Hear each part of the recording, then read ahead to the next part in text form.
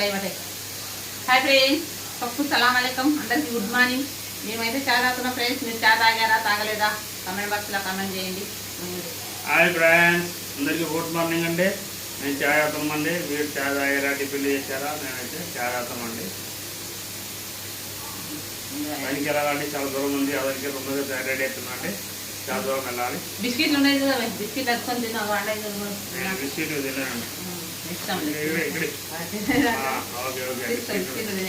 ఎవరు తిన్నాడు చూడండి ఫ్రెండ్స్. అదేంది ఇది మంచిగా మంచిగా తిప్పి ఉంటుంది, తీయ ఉండాలి.